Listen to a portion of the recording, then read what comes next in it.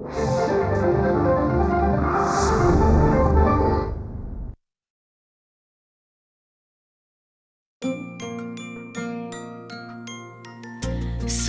बोलती शब्दांची शब्द पाहती रंग स्वरांचे रूप नवे साकारू नये मैत्र से हे शब्द सुरांचे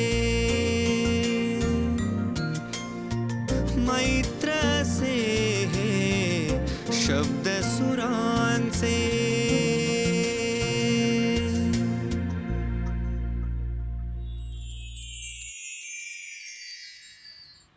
रसिको, ग्वाल्हेर जयपूर घराण्याच्या चतुरस्त्र गायिका म्हणून अंजली मालकर आपल्याला सुपरिचित आहेतच, पण संगीताच्या शिक्षणाला अभ्यासपूर्ण संशोधनाची जोड देताना संगीत साधनेची वैचारिक बैठक निरंतर प्रगल्भ करत राहणं हे त्यांच्या सांगीतिक कारकिर्दीचं वैशिष्ट्य आहे. अंजली मालकर यांचं संगीताचं प्राथमिक शिक्षण त्यांच्या आई तारा बसोले यांच्याकडे झालं. पुढे ज्येष्ठ गायक मधुसूदन भावे, यशवंतबुवा क्षीरसागर आणि पंडित सी.आर. व्यास यांच्याकडून त्यांना मोलाचं मार्गदर्शन मिळालं.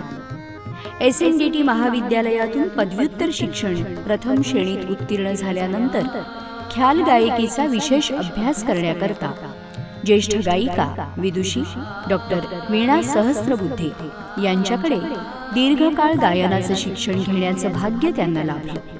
सध्या गुरु विकास कशाळकर यांच्याकडे आणि विदुषी कुमुदिनी काटदरे तसंच मिलिंद मालशे यांच्याकडे त्या शिकत आहेत. भारतीय संगीताची गुरुशिष्य परंपरा किती श्रीमंत आहे आणि संगीताचा अभ्यास, संगीताचं शिक्षण हे कसं आणि किती निरंतर असू शकतं याचं हे सुंदर उदाहरण आहे. अंजली मालकर यांच्या सांगीतिक वाटचालीत भारत सरकारच्या 2 वर्षांच्या शिष्यवृत्तीबरोबरच अनेक पुरस्कारांचाही समावेश आहे, ज्यात काशी संगीत समाजाचा संगीत रत्न आणि गानवर्धन संस्था पुणे यांचा स्वरसाधना या 2 पुरस्कारांचा समावेश आहे. अंजली मालकर यांच्या सबंध कारकिर्दीचं आणि गायनाचं वैशिष्ट्य असं की त्यांना रागसंगीत सादरीकरणाचे विविध प्रयोग करण्यात अत्यंत रुची आहे.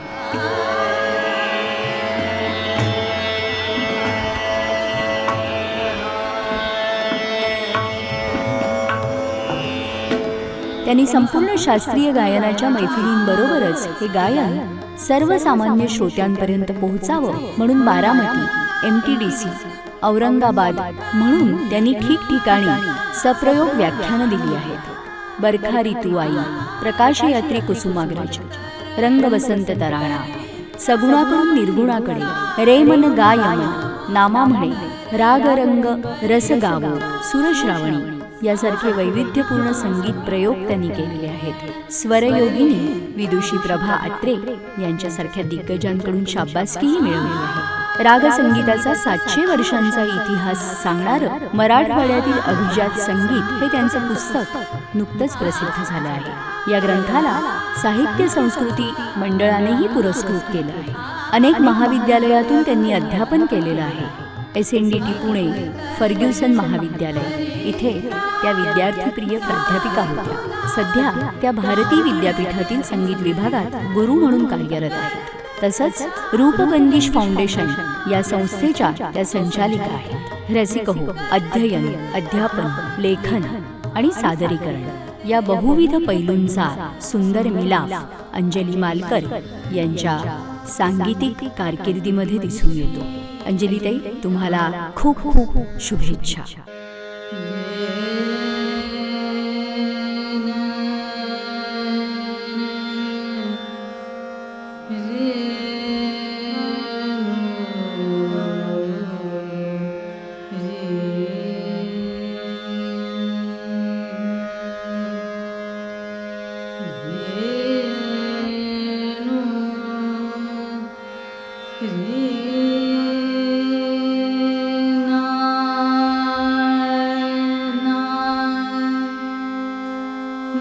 ना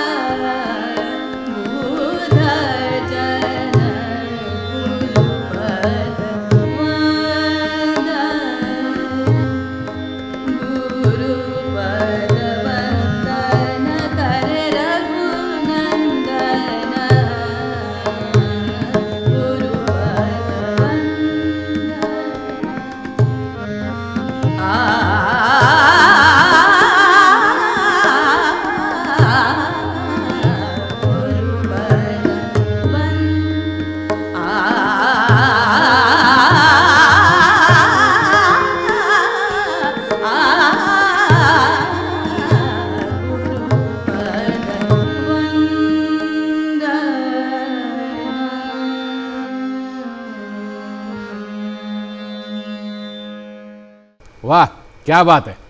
नमस्कार रसिको. मैत्र हे शब्दसुरांचे या कार्यक्रमामध्ये मी विघ्नेश जोशी तुम्हा सगळ्यांचे अगदी मनापासून स्वागत करतो. आज आपण गप्पा मारणार आहोत ग्वाल्हेर आणि जयपूर घराण्याच्या गायिका अंजलीताई मालकर यांच्याशी. अंजलीताई, मैत्र हे शब्दसुरांचे कार्यक्रमामध्ये तुमचं मनापासून स्वागत करतो. नमस्कार. तसंच तुमच्या साथीदारांचंही स्वागत करतो. तबला साथ करतायत अमित मोघे, स्वरसाथ मधुरा फडके, स्वरसाथ प्रज्ञा फडके आणि संवादिनी साथ रुचा देशपांडे. अंजलीताई, आत्ता जो राग तुम्ही सादर केला तो भूप ना, ही बंदिश तुमची स्वरचित बंदिश आहे की पारंपरिक बंदिश आहे? नाही, ही बंदिश माझ्या गुरु विदुषी कुमुदिनी काटदरे यांची आहे. अच्छा. जयपूर रंगाची ही बंदिश आहे हां आणि अतिशय प्रासादिक अशी ही बंदिश झपतालातली आहे. हां.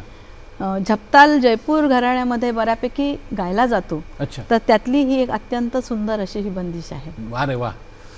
अंजलीताई, शास्त्रीय संगीताचा प्रचार आणि प्रसार व्हावा म्हणून तुम्ही गेली अनेक वर्ष विविध संकल्पना घेऊन कार्यक्रम करताय, पण मला सांगा तुमच्या मनामध्ये शास्त्रीय संगीताची आवड कशी काय निर्माण झाली? माझं मूळ गाव औरंगाबाद, म्हणजे आजचं छत्रपती संभाजीनगर. माझ्या घरामध्ये संगीत आणि साहित्य ह्या दोन्हीही गोष्टी होत्या लहानपणापासून. माझे वडील अतिशय चांगले साहित्य वाचणारे वाचक होते आणि माझी आई स्वतः गाणारी. सौ तारा बसोले ही माझी आई आणि भगवान बसोले हे माझे वडील. तर त्यांच्याकडूनच मला साहित्य आणि संगीत या दोन्ही गोष्टींचं बाळकडू मिळालं. त्याच्यानंतर साधारण वयाच्या 6व्या-7व्या वर्षापासून मी गाणं शिकायला लागले. आणि त्याच्यात आमच्या गावचे बुजुर्ग मोठे कलाकार पंडित मधुसूदन भावे, त्याच्यानंतर पंडित यशवंत क्षीरसागर यांच्याकडे मी शास्त्रीय संगीताचं गाणं शिकले. त्याच्यानंतर मला आवड निर्माण झाली आणि मला खूपच आवडायला लागलं गाणं. औरंगाबादलाच मी ग्रॅज्युएशन केलं शास्त्रीय संगीतामध्ये. तिथे आमच्या करुणा देशपांडे मॅडम होत्या, कळसणे सर होते, यांनी मला भरपूर मार्गदर्शन मला केलं. आणि मग मी मुंबईला गेले SNDTमध्ये पोस्ट ग्रॅज्युएशन करायला. अच्छा. संगीत काय असतं, शास्त्रीय संगीताचं नेमकं त्याची गंमत कशात आहे हे मला खूप जाणून घ्यायची उत्सुकता तोपर्यंत खूप वाढली होती. त्याच्यामुळे चांगले मार्क मला 10वीला मिळाले असतानाही मी कला शाखा घेतली आणि मुंबईला SNDTला मी ॲडमिशन घेतली MA करायला. तिथे प्रभाताई होत्या, प्रभाताई अत्रे आमच्या हेड ऑफ द डिपार्टमेंट होत्या.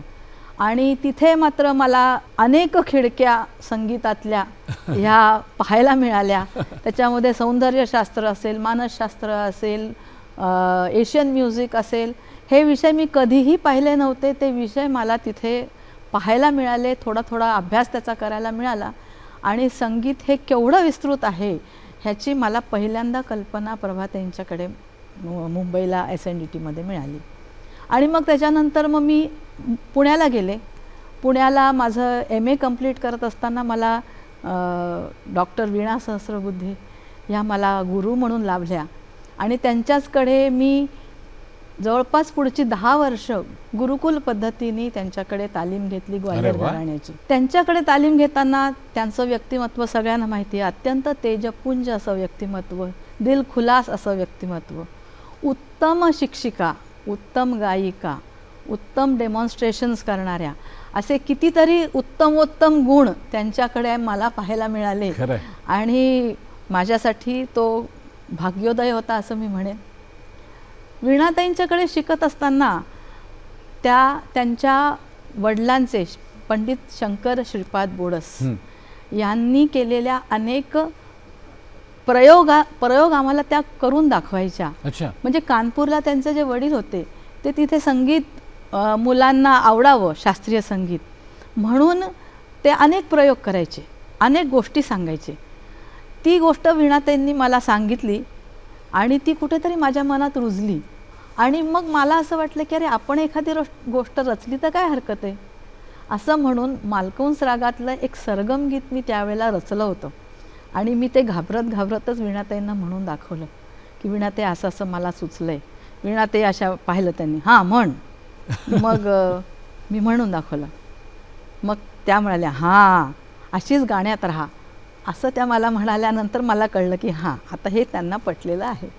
मला असं वाटतं अशीच गाण्यात राहा हा सगळ्यात मोठा आशीर्वाद तुम्हाला मिळालेला आहे. नक्कीच. एक छोटासा असा प्रश्न विचारायचा आहे. तुम्ही जेव्हा मुंबईला आलात SNDTमध्ये आणि डॉक्टर प्रभा अत्रे म्हणजे HOD होत्या, त्यांच्याकडे जे काय तुमचं शिक्षण झालं असेल आणि नंतर पुण्याला गेल्यावर वीणाताईंकडे जे शिक्षण झालं असेल, तर दोन्ही हे प्रवाह तसे वेगळे आहेत. तर या एक प्रवाह बदलून दुसरा प्रवाह शिकायला सुरुवात करायची तर म्हणजे गळ्यावर संस्कार झालेले असतात आपण असं म्हणूया, तर त्याचा कुठे असा थोडासा त्रास अशा म्हणजे शब्द नाही वापरायचा आहे, पण आपण थोडेसे काय म्हणतो आपण नाही कम्फर्ट कसं झोन झालं मध्ये नसतो आपण. की MA करायला मी गेले होते, गायकी शिकायला गेले नव्हते. हां गायकी शिकणं आणि तुम्ही अभ्यासक्रमातील शिक्षण शिकणं ह्या दोन खूप वेगळ्या गोष्टी आहेत. हां हां तिथे आम्हाला 10-15 राग होते. सरलाताई भिडे होते आम्हाला शिकवायला, कुमुदिनीताई मुंडकूर होत्या. अच्छा. तर ह्या सगळी मंडळी होती. तिथेच मी मुंबईला काही काळ पंडित CR व्यासांकडे पण शिकायला गेले अरे वा. होते.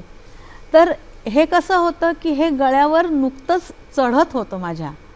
गायकी म्हणून असं किंवा त्याचं एक सौंदर्य म्हणून अशा प्रकाराने अजून माझं आकलन झालेलं नव्हतं. पण वीणाताईंच्याकडे मी गेले तेव्हा खूप फ्रेश होते आणि त्या तर काय गात होत्या ते मला आधी तर कळतच नव्हतं. MA होऊनही मला ते कळत नव्हतं. पण नंतर त्यांच्याकडे जेव्हा रोज 10 वर्ष तालीम घेतली तेव्हा ते संस्कार आपसुकच गळ्यामध्ये यायला लागले असे मला वाटतं. आत्ता तुम्ही मालकंसचा काहीतरी उल्लेख केला आणि गोष्ट काहीतरी सांगितली मालकंसची काहीतरी, तर ती जरा ऐकायला आवडेल मला. हो हो मालकंसची गोष्ट खूप मजेशीर आहे. छोटीशीच गोष्ट आहे. हां हां. तर मी तुम्हाला सप्रयोग करून दाखवते. अरे वा, जरूर, क्या बात आहे.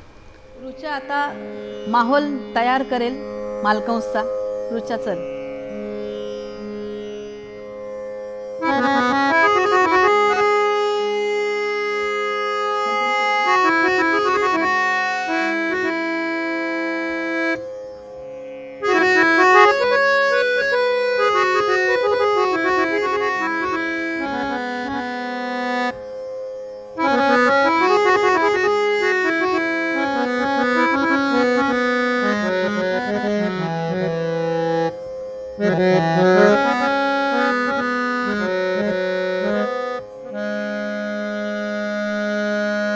आता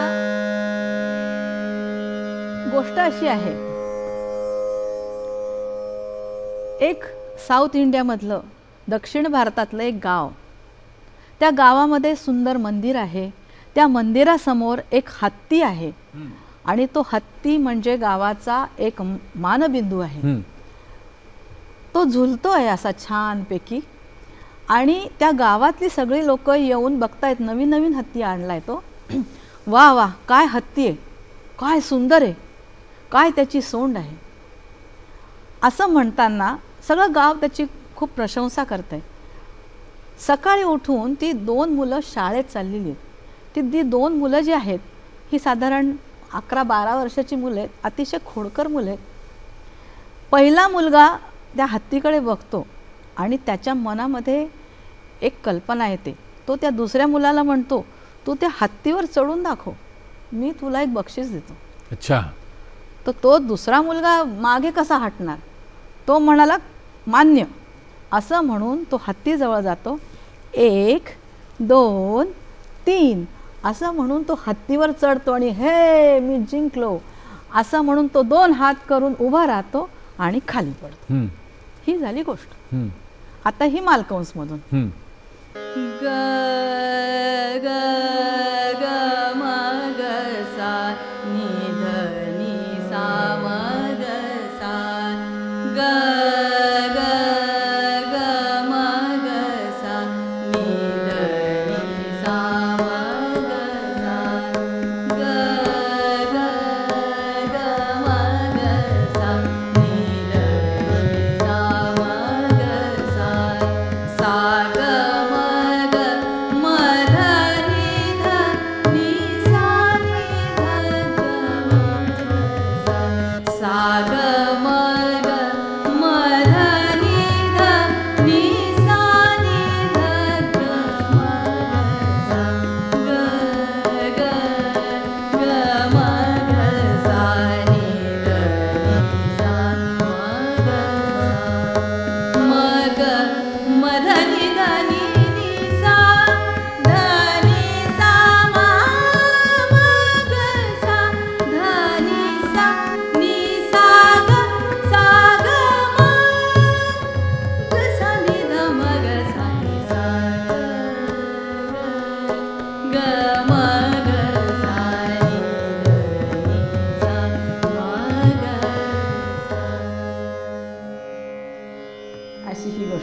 क्या बात आहे. त्या ग ग मध्ये हत्ती तो काय म्हणतो तो आपण, झुलतोय कसा झुलतोय कसा.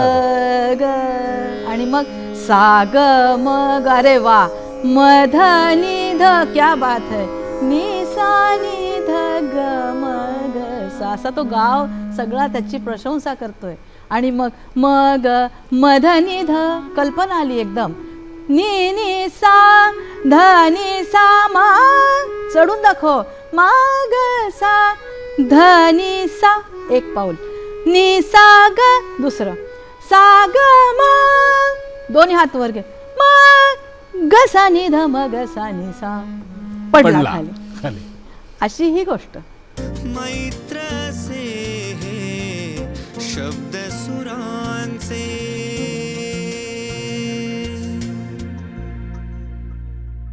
तुम्ही ग्वाल्हेर घराण्याचाही म्हणजे काय म्हणतो आपण अभ्यास केलेला आहे आणि जयपूर गायकीचाही तुम्ही अभ्यास केलेला आहे. बरोबर. तर ग्वाल्हेरकडून जयपूरकडे किंवा ग्वाल्हेर शिकत असतानाच जयपूरची गायकी शिकावी असं काही निमित्त घडलं? ते वीणाताईंच्याकडे मी बरीच वर्ष शिकले आणि मग माझ्या असं लक्षात आलं की वीणाताईंनी त्यांची स्वतःची गायकी अत्यंत मेहनतीने अत्यंत संवेदनशीलपणाने तयार केलेली आहे. आणि त्या म्हणायच्या सुद्धा की ये मेरी गायकी आहे. तर मग मला असं वाटलं की आपण थोडा अभ्यास स्वतःहून करायला काय हरकत आहे असं म्हणून मी वीणाताईंची परवानगी घेतली होती आणि मी डॉक्टर विकास कशाळकरांकडे गेले. अच्छा. डॉक्टर विकास कशाळकर हे गजाननबुवा जोशी यांचे शिष्य हो, हो. आणि ग्वाल्हेर घराण्याचेच. पण त्यांच्या गाण्यामधला ग्वाल्हेर हा खूप वेगळ्या प्रकारचा होता आणि त्यांचा असा तो सुंदर प्रासादिक आवाज, त्यांची एक वेगळी विचारसरणी मला दिसली आणि मला असं वाटलं की आपल्याला हे जमतंय का म्हणून बघावं. म्हणून मी डॉक्टर विकास कशाळकर सरांकडे गेले आणि त्यांच्याकडे गेल्यानंतर गाण्याची व्यापकता आणि गाण्यातलं वैविध्य, आवाजाच्या लगावातले वेगवेगळे प्रकार हे इतक्या मोठ्या प्रमाणावर मला बघायला मिळालं. असं मी म्हणेन की विश्वरूप दर्शन झालं संगीताचं असं म्हटलं तर अतिशयोक्ती ठरणार नाही.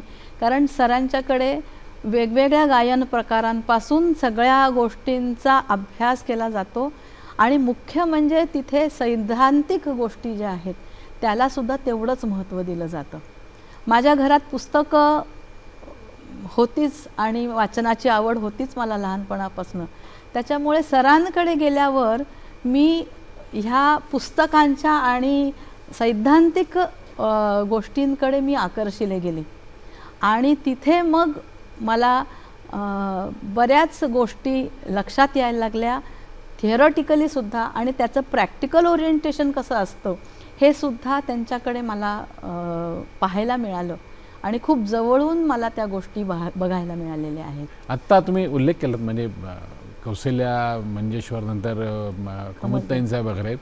असं विचारायचं आहे की आधी तुम्ही मीणाताईंकडे शिकलात, मग डॉक्टर विकास कशाळकर यांच्याकडे शिकलात, मग थोडंसं कुमुदताईंकडे शिकलात. गुरु म्हणून आधी कोणीतरी स्त्री गुरु आहे, मग पुरुष गुरु आहे, तर स्वर लगावाचा असा काही फरक पडतो? नाही पडत खरं तर. कारण सरांकडे गेलं तर सर आम्हाला काळी एकमध्ये नव्हते शिकवत. अच्छा. सर काळी पाचमध्ये येऊन शिकवायचे आम्हाला. बर. हां, म्हणजे सरांनी कधी त्यांच्या पट्टीत आम्ही गावं असं म्हटलं नाही. कधीतरी झालेलं आहे असं नाही असं, पण मग पाचमध्ये गात असल्यामुळे असा फरक नाही पडला. आणि मुळात सरांची गायकी ही अतिशय मृदू गायकी आहे, खूपच हळूवार संवेदनशील अशी गायकी. त्याच्यामुळे खूप असा जोरकसपणा किंवा हा असा भाग नाही पडला. खरं सांगू तर घराण्यांच्या मध्ये सुद्धा स्वर लगाव हे जे आहेत हे थोडेफार भिन्न आहेच आहेत. आणि प्लस तुम्ही जो गवई आहे त्या गवयाचा स्वतःचा असा एक बाज असतो, त्यामुळे तो त्याच्या बाजाने गात असतो आणि आपल्याला शिकताना आपल्याला जर लक्षात आलं तर आपण आपल्या बाजाने गायला पाहिजे असं प्रत्येक गुरुला वाटत असतं. त्याच्यामुळे स्वर लगावांमध्ये फरक पडतो. ग्वाल्हेर गायकीमध्ये जोरकसपणा आहे. वीणाताईंच्या गाण्यामध्ये तर कितीतरी तुम्हाला दिसतंच की ते एक असं तेजस्वी गाणं आहे, थोडीशी आक्रमकता आहे. पण जयपूर गायकी जी आहे ही मात्र अजिबात आक्रमक नाही. अभ्यास सगळ्याचाच करावा, पण मांडणी ही आपली असावी असं मला सगळ्याच गुरूंनी सांगितलं. कदाचित म्हणूनच पु ल देशपांडे म्हणाले असतील की शास्त्रीय संगीतामध्ये ट्युशनची गरज नसते, इंट्युशनची गरज अगदी असते. बरोबर गाणं आहे. तुमचं आतून आलं पाहिजे, ते सगळ्यात जास्त महत्त्वाचं असतं. अगदी बरोबर. एखादी बंदिश अशी कुठली आहे का की जी जयपूरची आहे आणि ती खास जयपूरची म्हणून तुम्हाला ऐकावीशी वाटते? नक्कीच नक्कीच. भूपाचंच एक्सटेन्शन म्हणून आहे ही बंदिश. हां हां, भूपाचीच आहे, बर, कुमुदताईंचीच आहे. फार सुंदर प्रासादिक बंदिश आहे. मी ती थोडक्यात ऐकवते तुम्हाला. जरूर जरूर. सुखनिधान श्रीराम सुखनिधान श्रीराम सुखनिधान श्रीराम दशरथ नंदन रघुकुलभूषण पावन परम सुखनिधान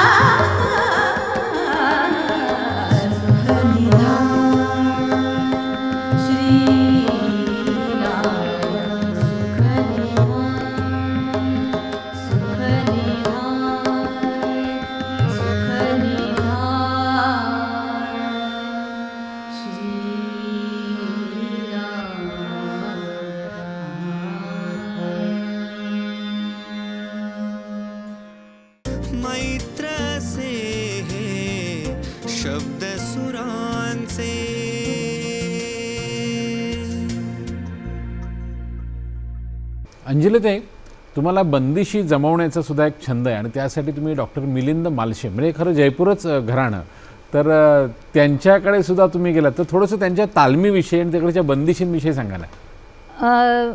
कुमुदताईंच्याकडे मी जयपूर शिकत असतानाच मिलिंद मालशे सर मला म्हणाले की तुझ्या गळ्यात जयपूर गायकी बरीच चांगली दिसतीये, तर मला रत्नाकर पैंच्या काही बंदिशी, काही अनवट राग हे शिकवावेसे वाटत आहेत, तर तू येणार का? मी म्हटलं अरे म्हणजे काय कोणीतरी आपल्याला शिकवतं आणि आपण नाही म्हणायचं म्हणजे आपला करंटेपणा हा. त्याच्यामुळे मी त्यांच्याकडे जायला लागले आणि मालशे सर हे रत्नाकर पैंचे शिष्य. रत्नाकर पैंची ही जी स्ट्रीम आहे ही मोगूबाई किंवा अल्लादिया खां साहेबांच्या स्ट्रीमपेक्षा ही वेगळी स्ट्रीम आहे. अहमद खां साहेब जे होते त्यांची ही स्ट्रीम आहे आणि त्याच्यामुळे तिथली जी काही बंदिशी आहेत ह्या अगदी पारंपरिक, म्हणजे मला असं वाटतं की त्या बंदिशीतले जे शब्द आहेत ते इतके बोलीभाषेतलेत की आज ते शब्द फारसे बंदिशींमध्ये दिसत नाहीत. अशा अतिशय सुंदर सुंदर बंदिशी मला मालशे सरांनी शिकवल्या आहेत. अजूनही तालीम सुरूच आहे, तालिमीला ती अखंड सुरूच राहणार. राहते ती. तुम्ही जे वेगवेगळे सांगीतिक प्रयोग केलेत ना, म्हणजे संगीताचा प्रचार आणि प्रसार करण्यासाठी, तर त्याविषयी जरा म्हणजे विस्तृत सांगा ना. म्हणजे ती संकल्पना कशी सुचली किंवा सप्रमाण ज्याला म्हणतो ना आपण, एखादा लेक्चर डेमॉन्स्ट्रेशन सारखे तुम्ही जे कार्यक्रम करता, तर त्याविषयी जरा रसिक प्रेक्षकांना सांगा ना. कसं झालं की शास्त्रीय संगीत शिकत असताना म्हणजे ती चालूच होती, प्रोसेस माझी चालू होती, पण आमची बदली औरंगाबादला झाली.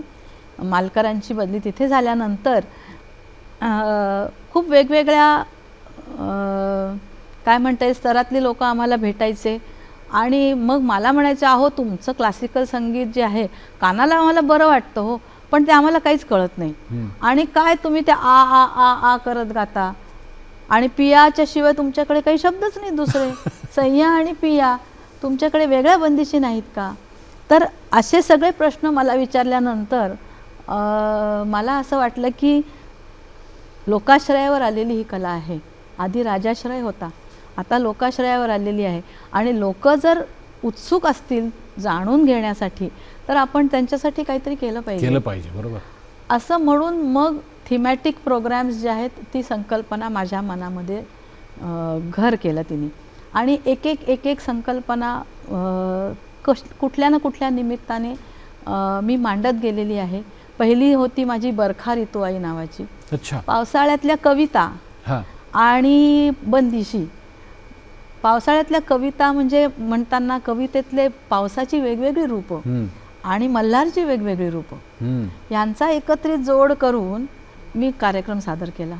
रंग बसंत, वसंत ऋतूमध्ये येणाऱ्या वेगवेगळ्या फॉर्म्समधले चित्रपट गीत असेल, ठुमरी असेल, कजरी असेल, क्लासिकल असेल, या सगळ्यांमध्ये येणारा बसंत कसा आहे याच्यावर मी एक कार्यक्रम केला. मी तराणा सगुणातून निर्गुणाकडे, म्हणजे हा खरं तर वीणाताईंनी आम्हाला इतके तराणे शिकवले होते की त्यातनंच मला प्रेरणा मिळाली. मी जसं तुम्हाला म्हटलं की अभ्यास हा माझा पिंड आहे. मग मला असं वाटतं की अरे हा कुठून आला, कसा आला, कोणी आणला, ह्याचे काय प्रभाव पडले, हे जर आपण लोकांना सांगितलं तर तो अजून मनोरंजक होईल, त्याला रेफरन्स टू कॉन्टेक्स्ट येईल त्या आपल्या गाण्याला. असं म्हणून मी अनेक थीमॅटिक प्रोग्रॅम्स केले. तराण्याचा तर मी खूप ठिकाणी केलेला आहे. रागरंग रसगाव चित्र रागचित्र जी आहेत म्हणजे रागमाला पेंटिंग 16व्या शतकामध्ये जी काढली गेलेली आहे ती रागावर बेस्ड काढली गेलेली आहे. तर मग असं अभ्यास करताना वाटलं की अरे या रागमाला पेंटिंग्समध्ये जे पेंटिंग्स आहेत त्याच्यामधनं राग दिसतो का, रागाचे स्वर लगाव आणि हे पेंटिंग्स ह्याचं कुठे साधर्म्य आहे का?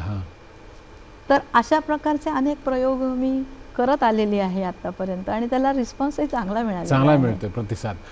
आत्ता जो तुम्ही रंग बसंत कार्यक्रम असेल किंवा बरखा ऋतू कार्यक्रम असेल, म्हणजे असे कार्यक्रम कुठे ना कुठेतरी होत असतात, परंतु आत्ता जो तराणा हा जो विषय सांगितला तर फक्त तराणा विषय घेऊन कार्यक्रम सहसा होत नाही असं मला वाटतंय.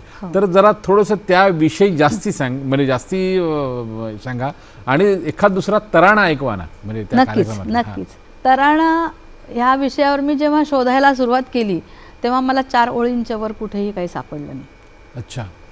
तर असं म्हणतात की तराणा हा अमीर खुसरोने प्रचारात आणला. आपण तयार केला म्हणू शकत नाही, हां. कारण एखादा फॉर्म एक माणूस तयार नाही करू शकत. तर प्रचारात आणला हा. तर मग काय केलं असेल नेमकं असं म्हणून मी शोध घ्यायला गेले. तर मला असं दिसलं की पूर्वीचे जे तराणे होते त्याच्यामध्ये फारसी काव्य असायचं, त्याला फरमाईशी तराणा म्हणायचे. आणि ती जी पद्धत आहे तराण्यांची ती फार जुनी, म्हणजे अमीर खुसरोच्या काळापासूनची आहे. आणि याच्यावर संशोधन उस्ताद अमीर खां साहेबांनी केलेलं आहे. त्यांनी फारसी शब्दांचा अर्थ सांगितलेला आहे. आणि हे तराणे त्या काळामध्ये तरन्नुम म्हणजे गीत, म्हणजे हे सार्थक असू शकतात, अर्थासहित असू शकतात. पुढे त्याचं तन दिरदिर जे आलेलं आहे ते अक्षरांचा छंद होऊन आणि मग त्याची जी अक्षरांची मजा आहे ह्या सगळ्यातनं तो तराणा वेगळ्या फॉर्ममध्ये गेला. पण त्याचं मूळ जे आहे हे मूळ मला असं वाटतं की ते अर्थासहित होतं आणि फारसी अर्थासहित होतं.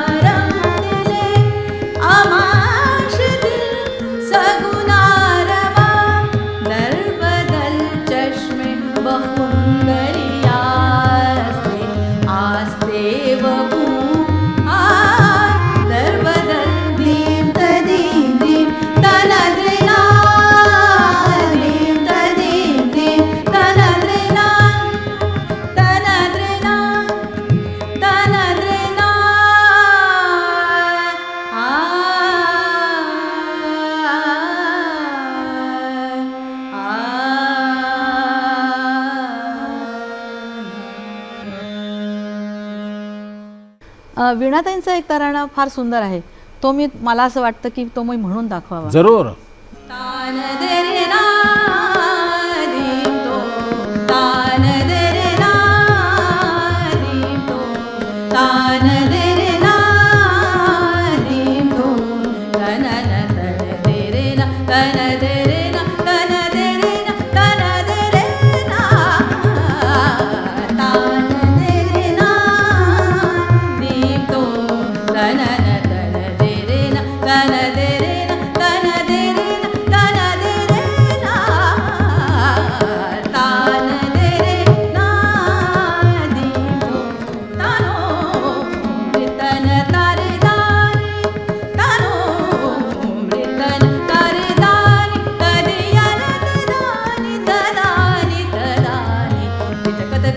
धा तिट कद गदी गन धा तिट कद गदी गन धा धा रा तान दे रे ना री तो तान दे रे ना तान दे रे ना तान दे रे ना री तो क्या बात आहे. खरं तर आपण एखादा भाग हा फक्त तराणा हा विषय घेऊन करायला हवा. बोलता आता तुम्ही ते म्हणजे चित्र आणि त्यामधनं राग निर्मिती राग रंग रस गाओ असा हा एक कार्यक्रम जो मी तुम्हाला म्हटलं की थीम म्हणून मी केलेला होता. त्याच्यामध्ये एक फार सुंदर तुम्हाला मी सांगते, एक हिंडोलची बंदिश आहे. अच्छा. ती बंदिश आणि ते चित्र हे असं एकाला काय उघडावं आणि दुसऱ्याला झाकावं अशा प्रकारची आहे. थोडक्यात मी म्हणून दाखवते. बरोबर.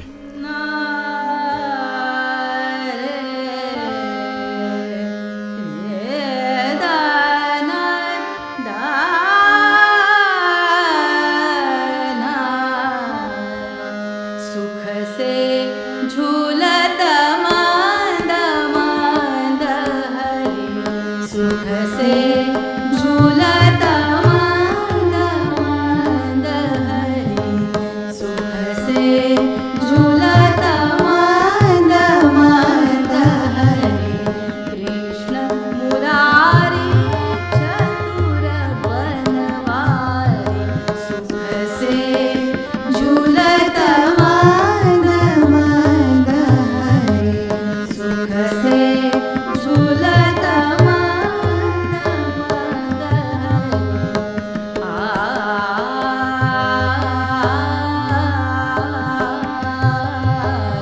सुख से झूलत मांद मांद आहे तो हिंडोल रागात पण आहे.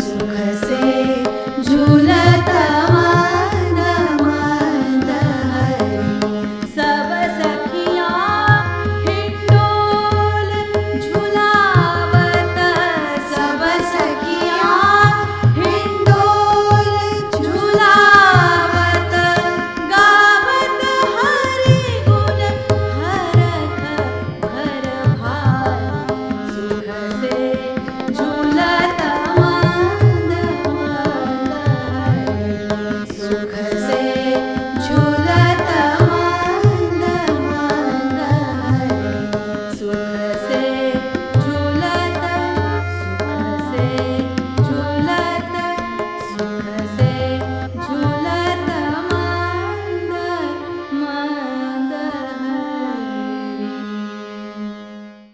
मैत्र से शब्द सुरांचे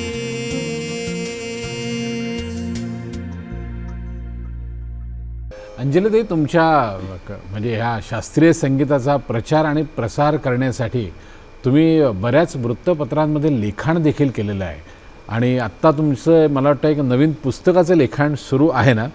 गेल्या 700 वर्षांचा काय म्हणूया आपण सांगीतिक इतिहास तुम्ही काहीतरी लिहिताय. पुस्तक लेखन हे अकस्मात माझ्या आयुष्यात आलं. हां. खरं तर मी काही लेखिका वगैरे नव्हते, मी आधीपासूनच गात होते. पण मला माहिती नाही ती गोष्ट चालून आली माझ्याकडे. मराठवाड्यातील अभिजात संगीत हा 700 वर्षाचा इतिहासाचं लेखन माझ्याकडनं होऊन गेलं. त्याचं कारण असं आहे की कोणीतरी आलं औरंगाबादला असताना की आमचे बोराडे सर आले. ते म्हणे अहो ते मराठवाड्यातील कोणी संगीतावर अभिजात संगीतावर कोणी लिहील का. तर मालकरांनी माझ्याकडे तो विषय टाकला आणि मी सहज कशाळकर सरांकडे टाकला. सर म्हणे तूच का नाही लिही, तू त्याच भागातली आहेस, त्याच गावची आहेस. मग बरं म्हटलं मी आणि ते घडलं. आणि 700 वर्षाचा इतिहासाचं ते पुस्तक प्रांतिक इतिहास मला असं नाही वाटत की त्या काळामध्ये म्हणजे 2005 साली झालेलं आहे अच्छा. हे लिहिलं गेलेलं आहे. मुळात संगीत रत्नाकर हा जो ग्रंथ आहे संदर्भ ग्रंथ हा मराठवाड्यातल्या देवगिरी प्रांतातला आहे आणि हा ग्रंथ जो आहे तो हिंदुस्थानी संगीताचा आणि कर्नाटक संगीताचा असा तो संदर्भ ग्रंथ आहे. तर हिंदुस्थानी संगीताची सुरुवात देवगिरीच्या प्रांतातनं सुरू झाली असं म्हणायला हरकत नाही असं मला त्या पुस्तकातनं असं वाटलेलं आहे. अच्छा. म्हणजे आपण अनेक वेळेला हिंदुस्थानी संगीत हे दिल्लीकडचं आणि उत्तर प्रदेशात उत्तर भागातलं म्हणतो, पण खरं तर हिंदुस्थानी संगीत हे देवगिरीत महाराष्ट्रात यादव काळात 13व्या शतकात सुरू सुरू झालेलं झालेला आहे. हां हां. आणि मग त्यानंतर प्रचार आणि त्याचा प्रसार विस्तार कसा खूपच विस्तार झालेला आहे. झाला असेल? दुसरा आता परत तोही एक संयोगच म्हटला पाहिजे की ह्या पुस्तकानंतर आत्ताच अशात एक 7-8 वर्षापूर्वी साहित्य संस्कृती मंडळाचे अध्यक्ष त्यावेळेतले बाबा भांड हे मला म्हणाले की तुम्ही ते पुस्तक लिहिलं, पण आता तुम्ही हिंदुस्थानी अभिजात संगीताचा इतिहास लिहा. अच्छा. 700 वर्षाचा, म्हणजे 13व्या शतकापासून 1947 सालापर्यंतचा.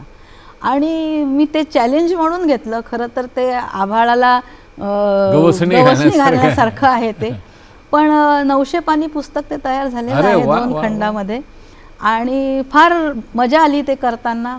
खूप मला संदर्भ वेगवेगळे मिळाले. त्यांनी एक फार सुंदर, मी त्यांचं काव्य सांगते. तो स्वतःला सरस्वती पुत्र आणि गणेश पुत्र म्हणायचा. बर. इस्लामी होता राजा, पण तो स्वतःला हिंदू देवदेवतांचा भक्त म्हणायचा. मकाम कानडामध्ये त्यांनी एक फार सुंदर काव्य केलेलं आहे. हां. सरस्वती महासुंदरी आछे गौरी सेत वस्तर भुज चतुर. हं. सरस्वती महासुंदरी आछे गौरी सेत वस्तर भुज चतुर. एक हस्त संगीत दूजे पांडी फटिक. सुमिरण तिजे शयहा सेत सुवा चौथे अंबुज कर. तन मंजन नैन अंजन मुतिन अमरन कंचन पैंजन. चकरंग वाहन सुमन सिंहासन वसंती कुमुदतर. इब्राहिम सर्व देवदेवी थाळे भगत करत. नगरकोट रानडी सीस छतर. हं. आता त्याचा अर्थ असा आहे की महासुंदरी सरस्वतीने शुभ्र वस्त्र धारण केली आहेत. तिच्या एका हातात संगीताचे पुस्तक, दुसऱ्या हातात स्फटिकाची माळ, तिसऱ्या हातात शुक आणि चौथ्या हातात कमळाचे फूल आहे. डोळ्यात अंजन, शरीर तेजस्वी, पायात सोन्याचे पैंजण आहेत. तिचे हंस वाहन आणि कमळ फुलांचे सिंहासन आहे. तिचे शरीर अलंकृत आहे. इब्राहिम व सर्व देवदेवता उभे राहून तिची भक्ती करतात. ती आमच्यासाठी नगरकोट रक्षकासारखी आहे. तर अशा प्रकारचे अनेक दृष्टांत म्हणेन मी त्यांना, मला या पुस्तकाच्या निमित्ताने मिळालेले आहे. अरे वा वा. आणि हा खरं तर खूप काय म्हणूया आपण महत्त्वाचाही विषय आणि कठीण विषय. 700 वर्षांचा सगळा इतिहास, म्हणजे संशोधन किती करावं लागलं असेल, किती जणांना भेटावं लागलं असेल याची मी कल्पना करू शकतो. तुमच्याकडे खरंच म्हणजे या केवळ पुस्तकाच्या निमित्ताने सुद्धा सांगण्यासारखं पुष्कळ काही आहे. पण आपण त्यासाठी एक वेगळा भाग ठेवूया. पुन्हा तुम्हाला आम्ही नक्कीच बोलवू. आजच्या भागाची सांगता एखाद्या तराण्यानी, बंदिशीनी जे तुम्हाला ऐकवावं असं वाटेल त्यांनी तुम्ही करावी अशी तुम्हाला विनंती एक करतो. थिमेटिक प्रोग्राम मी करत होते, नामा म्हणे नावाचा, नामदेवांवरचा. नामदेव हे पहिले मराठीतले चरित्रकार, आत्मचरित्रकार, घुमानला गेलेले मराठी माणूस पहिला तिथला. असे अनेक पहिले पण त्यांच्याकडे आहे. तर त्यांचा एक अतिशय सुंदर असा अभंग कशाळकर सरांनी त्याची रचना, स्वर रचना केलेली आहे. ती मी थोडीफार ऐकवते. जरूर.